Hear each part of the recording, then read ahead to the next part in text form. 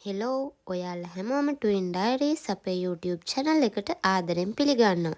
ඉතින් මම අද ඔයාලා එක්ක බෙදා ගන්න හිතුවා මගේ පුංචි දෝනිලාගේ මුල්ම බාරය ඔප්පු කළේ කොහොමද කියලා.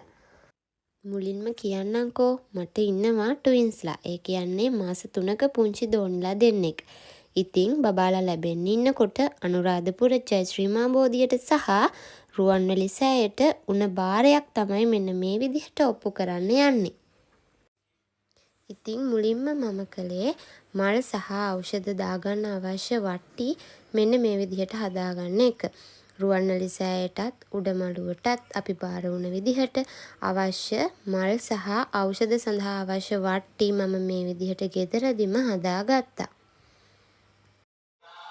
පහුවදා උදෙන්ම නැගිටලා මම මේ සූදානම් වෙන්නේ දරුවන් වෙනුවෙන් මම බාර වුණ විදිහට කිරි ආහාර සකස් කරගන්න. ඉතින් මේක විවිධ පැතිවල විවිධ ආකාරයෙන් සිද්ධ කරනවා. මමත් මම දන්න විදිහට සහ මට පුළුවන් විදිහට මේ විදිහට උදෙන්ම කිරි ආහාර පූජාව සකස් කරගත්තා. ඉතින් මේ තියෙන්නේ උඩමළුවටත් රුවන්වැලි සෑයටත් මම පිරිසිදු සිතින් හදාගත්තු ඒ කිරි ආහාර පූජාව.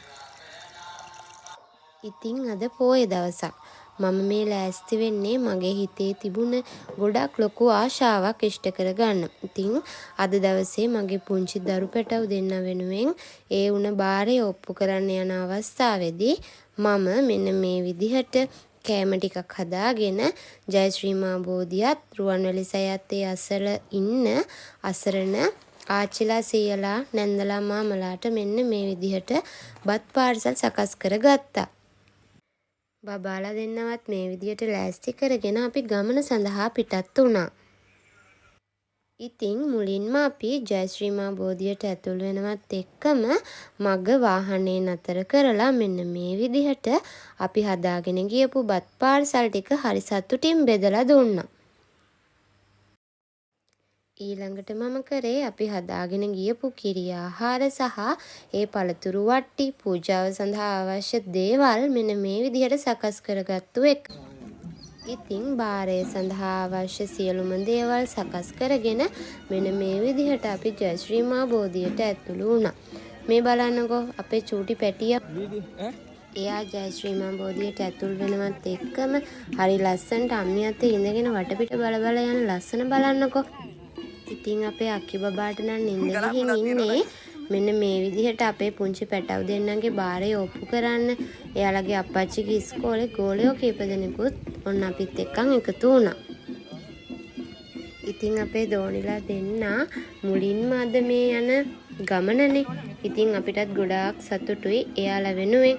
අපිට පුළුවන් උපරිමයෙන් අපි මෙන්න මේ විදිහට මේ බාරය ඔප්පු කරන්න අවශ්‍ය දේවල් ලෑස්ති කරගෙන මෙන්න මේ විදිහට තමයි ඒ වැඩ කටයුතු සිද්ධ කරේ. ඉතින් අපේ චූටි පැටව් දෙන්න හම්බ වෙන්න කලින් තියාම එයාගේ අප්පච්චි මමයි නිතර ගියපු තැනක් තමයි මේ රුවන්වැලි සෑයත් උඩමළුවත් කියලා කියන්නේ. ඉතින් මෙන්න මේ විදිහට පැටව් දෙන්න ලැබෙන්න ආවට පස්සේ අපි බාර වුණා. දරුවෝ දෙන්න ලැබිලා මාස 3ක් සම්පූර්ණ වුණාට පස්සේ දරුවෝ දෙන්නවත් අරගෙන ඇවිත් අපි බාර වුණ විදිහට අපේ බාරය ඔප්පු කරනවා කියලා.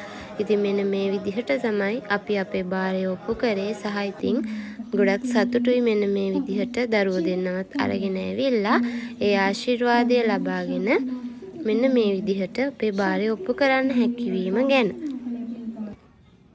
ඉතින් ජයශ්‍රී මා බෝධිය ළඟදිම අපි අපේ දෝනිලා දෙන්න වෙනුවෙන් හදාගත්තු පංචායුධ මෙන්න මේ විදිහට එයාලගේ බෙල්ලේ ගැට ගැහුවා.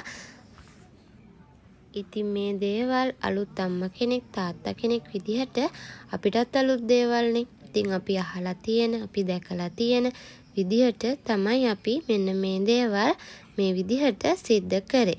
ඉතින් අද දවසේ අපේ චූටි දෝනිලා වෙනුවෙන් ජයශ්‍රී මා බෝධිය සඳහා උණ බාරය මෙන්න මේ විදිහට තමයි අපි ජයශ්‍රී මා බෝධිය අසලදී හරි ආසාවෙන් ඔප්පු කළේ. ඉතින් මේ විදිහට එයාලගේ කරට පංචායුධ දාලා අම්මයි අප්පච්චි දෙන්නා මෙන්න මේ විදිහට එයාලගේ හැඩ බල බලත් හිටියා. ඉතින් චූටි දෝනිලා දෙන්න මුලින්ම එයාලගේ කකුල් බිමින් තිබ්බේ ජයශ්‍රී මා බෝධීන් වහන්සේ ඉදිරිපිට.